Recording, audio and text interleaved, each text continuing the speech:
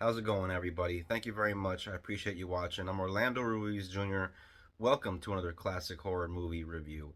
Number 4 in my classic horror review series for October 2023, and my review of the 1963 Alfred Hitchcock classic thriller masterpiece, The Birds, based on a short story written in 1952 by Daphne du Maurier, and also inspired by a real life incident that occurred in a small town of Capitola, California back in 1961, where some actual birds were actually kind of diving into people's houses and cars, scaring a lot of people. And so Alfred Hitchcock thought this would make a great idea for a thriller.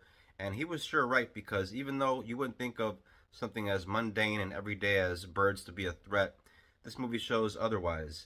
And it stars Tippi Hedren, Rod Taylor, you have Jessica Tandy, Veronica Cartwright, and Suzanne Pleshette, who I remember back in the day from one of my favorite 70s sitcoms, The Bob Newhart Show, where she played Emily Hartley in that great sitcom which ran from 72 to 78. And this is a movie that kind of starts off in a way that feels almost like a romantic comedy when you have our two main leads, Rod Taylor and Tippi Hedren, who are meeting each other for the first time in a pet store in San Francisco. And Rod Taylor's character, Mitch Brenner, spots her as she's inside this pet store and recognizes her because he happens to be a lawyer, and she was in some kind of case involving some kind of a practical joke incident. So Rod Taylor's character, Mitch Brenner, goes inside this pet store inquiring about lovebirds, and Tippi Hedren's character, Melanie Daniels, is very flirtatious, as so is he, and there's some sparks that fly between the two of them, and he remains polite and everything, but eventually she kind of trips up and gives herself away in terms of giving him some false information, and he calls her out on it, and he basically just wants her to know what it feels like to be on the receiving end of a practical joke. And even though she is kind of peeved at him, she is so smitten by this guy that after he leaves, she decides to kind of get those lovebirds for him and eventually try and find them and deliver them to him. So Melanie does a little bit of snooping and finds out that Mitch is going to Bodega Bay. So she basically follows him there, and she has to take a little boat ride to get there. And arriving on shore, a seagull comes out of nowhere, hits her right on the head, causing her head to bleed. The first bad little omen, a little sign of things to come. And every now and then there are moments like that where a character will hear something, open the door, and there's a bird laying there on the ground after it just kind of dive bombed into somebody's house. And every now and then things like that happen that let you know that something is coming, something is eventually going to happen to these people at this little town. Melanie meets up with Mitch again under the pretense that she brought these lovebirds as a birthday gift to his 11-year-old sister, Kathy, played by Veronica Cartwright. And there's a great little scene in a diner where she meets his mother for the first time, Lydia, played by Jessica Tandy, who's very good in this movie. And she's great in movies like Driving Miss Daisy and Fried Green Tomatoes. And when you meet her character for the first time, you really get a sense of what Annie's character was trying to kind of warn her about in a previous scene. And you can tell that she's definitely the monkey wrench in this whole program when it comes to Mitch meeting other women. One of the things I really love about this film is Jessica Tandy's performance as the character of Lydia. Though the character might feel like she's going to be kind of a villain when you first meet her, you see later on that she's just this woman that just really loves her son and is afraid to lose him because she's afraid that if he hooks up with some woman, she's going to be all alone. And that's something that comes across very real, feels very authentic, and she's great at selling that throughout this movie. Pretty soon, before you know it, the birds begin to ascend on the people of the town of Bodega Bay and begin to attack them at random. And there's a few scenes involving ravens and seagulls, and a scene involving a schoolhouse where you see little kids running and screaming as birds are kind of lashed onto their backs, and you see little cuts happening, little bits of blood on the kids' faces. At Mitch's little sister Kathy's birthday party, all the kids are playing outside, having a good time. All the adults are hanging out, having a good time. And before they know it, unexpectedly, here come the birds and start to attack everybody. That's a very good scene as well.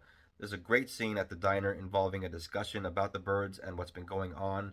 And there's an ornithologist there that chimes in and swears up and down that, birds aren't going to hurt anybody, that they're not hostile. And she has to eat her words eventually when the birds show up and show otherwise. And there's a great scene involving that whole attack where Tippi Hedren's character, Melanie, is in a phone booth, runs for cover, and these birds are just dive bobbing into the phone booth. And there's little bits of glass kind of giving out shards, cutting her in the face. Very intense moment. And there's a great POV right before that happens where you see birds kind of swooping down. It looks like a matte shot with a bit of like optical effects, and it's very well done. Despite some flaws in certain scenes involving the birds where you see actual real birds mixed in with some fake birds, where you can tell that there are many fake birds because there's a bunch of birds that are just very still. It doesn't hurt the movie at all because this movie is so great at just building tension. And there's a great example of that where Tippi Hedren's character is sitting on a bench outside the schoolhouse, and little by little you see some birds perched on like some monkey bars on a playground, and the camera does this great thing where it keeps showing you, cutting back to that and cutting back to the character of Melanie. Little by little, Hitchcock really ratchets up the tension and turns up the screws on us to the point where you do feel like these people are in danger, especially once the attack scenes happen. And those attack scenes are done so well in terms of just the execution of the editing and the kind of montage style of filmmaking. This movie is so good at building tension and at times doing it in a very subtle way where you don't even realize it's giving you little hints and little kind of signs of things to come.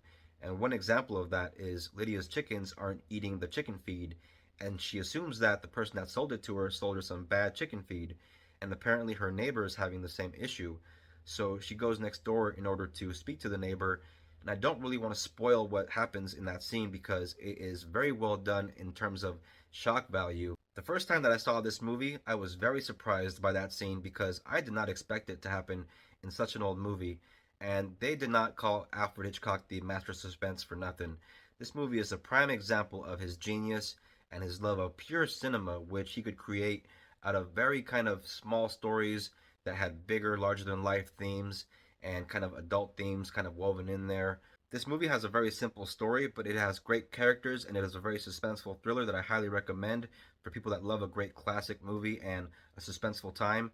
Yeah, some of the effects involving the birds are going to feel kind of dated for modern day audiences that are used to CGI and that kind of thing. If you take this as a story, a small scale story with very intriguing characters and situations that you would not like to be in, this movie is definitely for you. This is one of those movies that I highly recommend to anybody that just wants to see classic Hitchcock and pure cinema. This is a four-star classic, and I highly recommend The Birds. You can find this on streaming, but like I'm always saying, hard copies are out there. This is my copy of the Blu-ray. As you can see, Tippi Hedren there, and you can see some crows there next to her, and she's looking pretty worried for those birds, and they don't mess around, especially back in '63.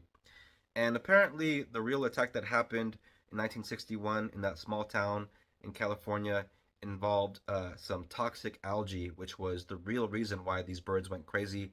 And if you're looking for a reason why these birds are attacking people, this movie is going to keep it ambiguous for you. It's not going to give you answers to why the birds are attacking, they just attack.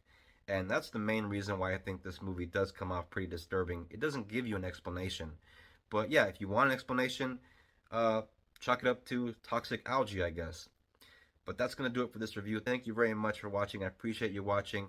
If you're a new viewer, if you're into this kind of thing, hit the bell, subscribe. Don't forget to like and share and comment. Helps out the channel. If you're a returning viewer, thank you very much for your support. I always appreciate you. And please keep watching these classic horror movie reviews all the way to the end of the month leading up to that big night of Halloween. I'm going to keep them coming. Thank you very much, everybody. Take care of each other. Peace out. God bless.